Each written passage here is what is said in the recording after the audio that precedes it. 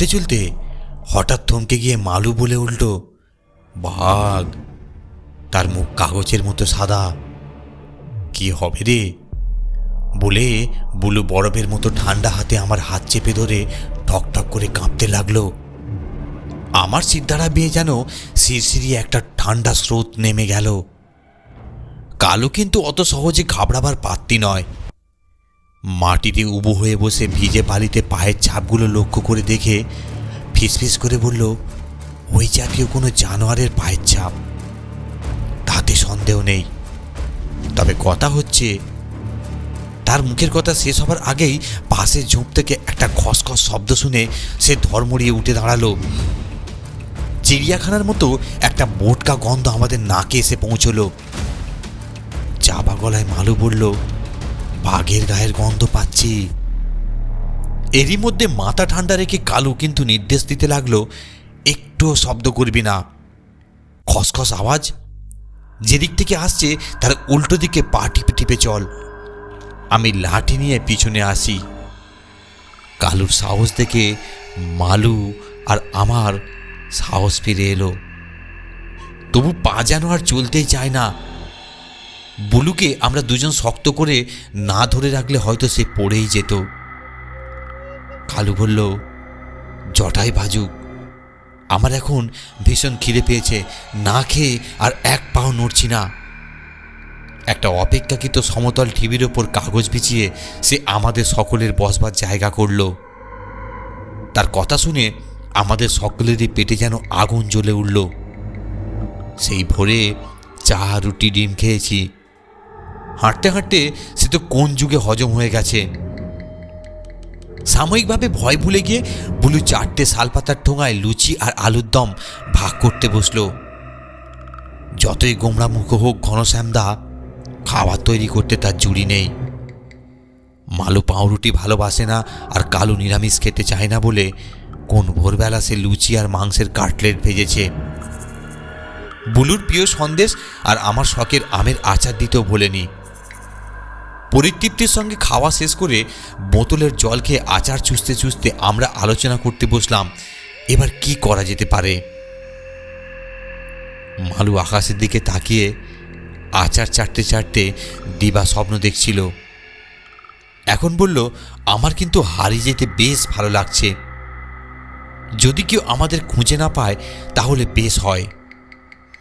সত্যি যদি আমরা সোনার কিংবা হীরের খনি আবিষ্কার করে ফেলি তাহলে কি মজাই না হয়। আমি বললাম, এখন তো বেশ লাগছে, কিন্তু খাবার যখন ফুরিয়ে যাবে, রাত্রে যখন বাঘ বেরোবে, তখন কি হবে? বুলু তাড়াতাড়ি বলল, অমন কুডাস ডাকিস না, এখনই কি করে ফেরা যায় তার উপায় বের কর। আমাদের এই পরিস্থিতিটা ভালো করে বুঝতে হলে আমাদের স্কুল আর তার পারিপার্শ্বিক পরিবেশকে একটু জানা দরকার।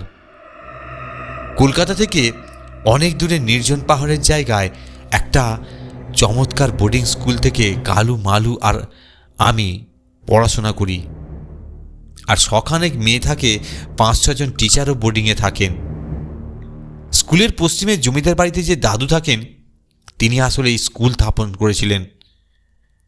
তিনি অবশ্য আমাদের আপন দাদু নন, কিন্তু তার কয়েকটা রহস্যের সমাধান করে দেবার পর থেকে তিনি আমাদের নিজের দাদুর মতোই হয়ে গেছেন। হঠাৎ মালু বলে উঠল, এখানে কি কেবল রাতেই বাঘ বেরোয়? আমার এই জায়গাটা ভয়ানক রোমাঞ্চকর মনে হচ্ছে।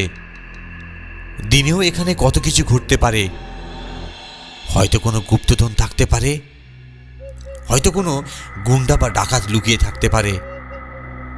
গুন্ডা আর ডাকাতের নামে বুলুর মুখ সাদা হয়ে যেতে দেখে আমি ঠাট্টা করে বললাম, কিংবা হয়তো কোনো রাজপুত্র পক্ষীরাজ ঘোড়ায় চড়ে আসতে পারে, কিংবা হয়তো ব্যঙ্গমা ব্যঙ্গমীর একটা ছানা থাকতে পারে। মালু বলল, এখনো বুঝি আমার বাচ্চাদের রূপকথা পড়ি? লিপিকা বসুর লেখা সোনার খনির সন্ধানে তো সকলেই পড়েছিস। স্কুলের ছেলে হেনরি আর জুন কত রকম অ্যাডভেঞ্চারের পর সত্যি সত্যি সোনার খনি আবিষ্কার করে ফেলল, মনে নেই? আমরা যদি সেরকম কিছু একটা করে ফেলি তাহলে কেমন হয়? রোমাঞ্চকর গল্প সম্বন্ধে মালুর উৎসাহে সবচেয়ে বেশি। সে ঠিক করেছে যে বড় হয়ে লেখিকা হবে, নানা রকম অ্যাডভেঞ্চার গল্প লিখবে। কালু বলে, দূর, শুধু ঘরে বসে গল্প লিখে কী লাভ? তাতে যদি নিজেরাই অ্যাডভেঞ্চার করতে পারি।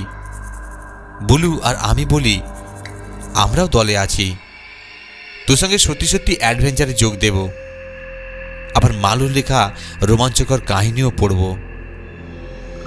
আজ কিন্তু কালু আলোচনায় যোগ দিল না। পথ হারিয়ে ফেলে সে অভিযানের নেতা হিসাবে একটু বিব্রত বোধ করছিল।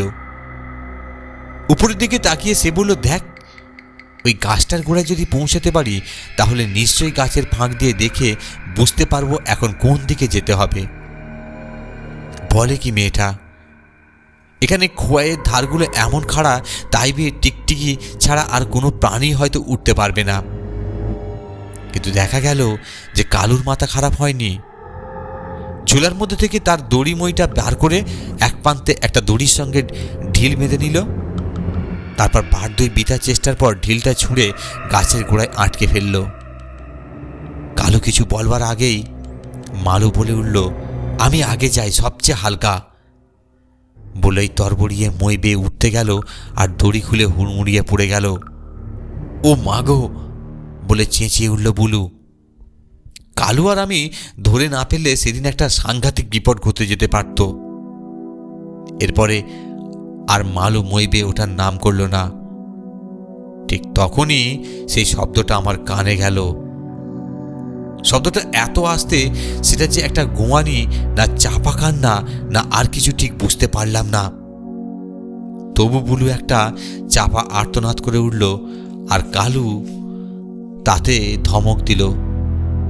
সবাই কান পেতে উদ্গ্রীব হয়ে রইলাম, কিন্তু অনেকক্ষণ আর কিছু শুনতে পেলাম না। কালু বলল, সত্যি কোনো শব্দ শুনেছিলিস তো? কল্পনা করিসনি তো? আমি বললাম, আমি কি মালু?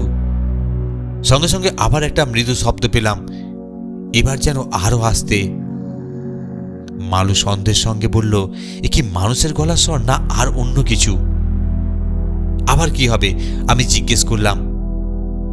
মালু ফিসফিস করে বলল, আমাদের মতো কত লোক হয়তো এই রহস্যময় খোয়াইয়ের মধ্যে হারিয়ে ঘুরছে। কেউ কেউ হয়তো শেষ পর্যন্ত পথ খুঁজে পায়নি, তাদের প্রেতাত্মা। বুলু বলল, বলিস না, তাহলে আমি ভয়ে অজ্ঞান হয়ে যাব। থাম না তোরা, শব্দটা শুনতে দে। কিন্তু এরপরে আর আমরা কোনো শব্দ শুনতে পেলাম না। কালু বলল, তোরা তৈরি থাক, আমি সাবধানে একটু এগিয়ে গিয়ে দেখি। যদি দুবার জোরে হুইসেল দিই তাহলে আমাদের দিকে আসবি, আর যদি হাসতে একবার দিই তাহলে নিঃশব্দে উল্টো দিকে পালিয়ে যাবি। কালুর হাত ধরে বুলু বলল, যাস না কালু, তার চেয়ে আমরা সকলে পালিয়ে যাই। কালু বিরক্ত হয়ে বলল, তোদের এত ভয়? হঠাৎ মালু বলে উঠল, দেখ বালিতে পায়ের ছাপ। কি আশ্চর্য, আমরা কেউ লক্ষ্য করিনি ভিজে বালিতে মানুষেরই পায়ের ছাপ তো বটে। নতুন উত্তেজনায় আমাদের ভয়টা চাপা পড়ে গেল। এটা একেবারে টাটকা পায়ের ছাপ বলে মনে হচ্ছে। অল্পক্ষণ আগেই কে এখান দিয়ে হেঁটে গেছে। কালু এতক্ষণ ছাপগুলো লক্ষ্য করছিল, এবার বলল, মনে হচ্ছে যেন নতুন জুতোর ছাপ। আরো লক্ষ্য করে দেখ, ছাপগুলো একই রকম ছাপ, এক সারি চলে গেছে, কোথাও একটার উপর আর একটা ছাপ পড়েনি। মালু বলল, তার মানে কেবল একজনই ছিল। এত ছোট তার পা, দুটো ছাপের মধ্যে দূরত্ব কত কম। ছোট ছেলে নয় তো? আমি বললাম, সাইজে ছোট নিশ্চয়ই, তবে বয়সে ছোট কিনা কে জানে। গুন্ডা না ভালো লোক? মালু বলল, তাহলে ঘুমাচ্ছিল কে? হয়তো ছেলেটিকে ওইদিকে কোনো দুষ্ট লোক ডেকে নিয়ে গেছে, কিংবা হয়তো বাঘে ধরেছে, কিংবা হয়তো। কালু এতক্ষণ কিছু না বলে কান পেতে শুনছিল। আবার একটা চাপা গোয়ানির মতো শব্দ। যেই হয়ে থাকুক, নিশ্চয়ই কোনো বিপদে পড়েছে। বিনা বাক্য ব্যয়ে আমরা সবাই কালুর পিছনে গেলাম। বাঁক ঘুরতে দেখলাম যে খোয়াইটা সেখানে হঠাৎ অনেকটা নিচু হয়ে গেছে, আর তার ঠিক নিচে হুমড়ি খেয়ে একজন মহিলা পড়ে আছেন। তারই পায়ে সেই নতুন জুতো। এক দূরে একটা লাঠি আর মস্ত বড় হাত ব্যাগ ছিটকে পড়েছে। আমরা তার সাহায্যের জন্য চারজন এগিয়ে গেলাম। এরপর যা ঘটল সেটা যেন লিপিকা বসু লেখা কোনো রোমাঞ্চকর গল্পের পরিসমাপ্তির মতো। মালু তার বোতল থেকে মুখে চোখে জল ছিটিয়ে দিল, আর কালু একটা ভাঁজ করা খবরের কাগজ দিয়ে হাওয়া করতে লাগলো। অল্পক্ষণের মধ্যেই ভদ্রমহিলার জ্ঞান ফিরিয়ে এলো। তার কপালের পাশে যেখানে চোট লেগেছিল সেখানে আমার প্রাথমিক চিকিৎসার সরঞ্জামগুলিও কিছুটা কাজে লাগানো গেল।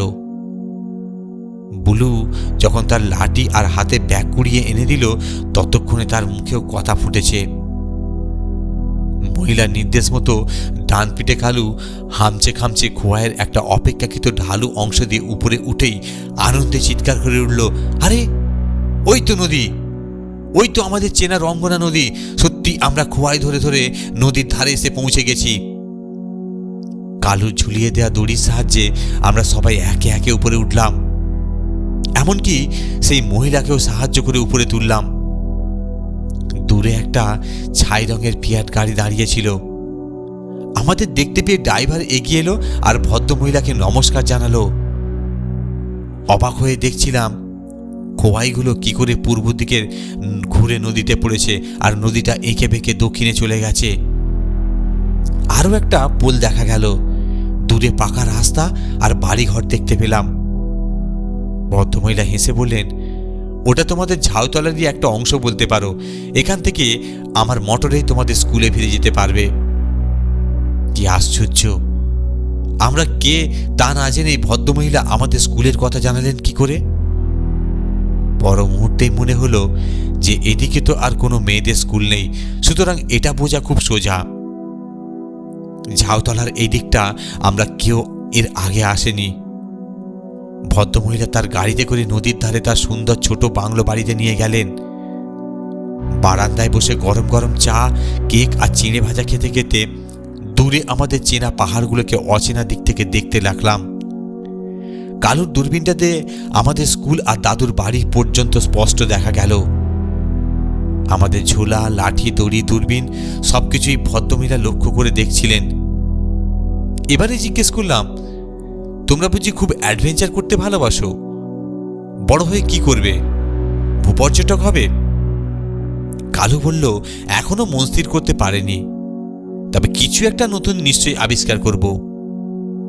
মালু বলল, আমি কিন্তু ঠিক করেছি লেখিকা হব। লিপিকা বসুর মতো রোমাঞ্চকর গল্প উপন্যাস লিখব। তার লেখা তোমাদের ভালো লাগে? আস্তে আস্তে জিজ্ঞেস করলেন ভদ্রমহিলা। উৎসাহিত হয়ে কালু, মালু, বুলু সায় দিল। আমি ওদের কথায় যোগ দিইনি, তাই আমি সবকিছু লক্ষ্য করবার সুযোগ পেয়েছিলাম। অনেকক্ষণ থেকেই একটা সন্দেহ মনে দাঁড়া বেঁধেছিল, এত বড় হাত ব্যাগের দিস্তা কাগজের তারা, নির্জন জায়গায় বাড়ি, খোয়াইয়ের মধ্যে একা বেড়াবার শখ, আলমারিতে নানা রকম অ্যাডভেঞ্চার বই, তবে কি? হাসি মুখে ভদ্রমহিলা কালু মালুর কথা শুনছিলেন। আমি তার ঘরের মধ্যে এটা সেটা দেখতে দেখতে হঠাৎ টেবিলের উপর একটা চিঠি দেখতে পেয়ে উত্তেজিত হয়ে চেঁচিয়ে উঠলাম, কে কে আপনি?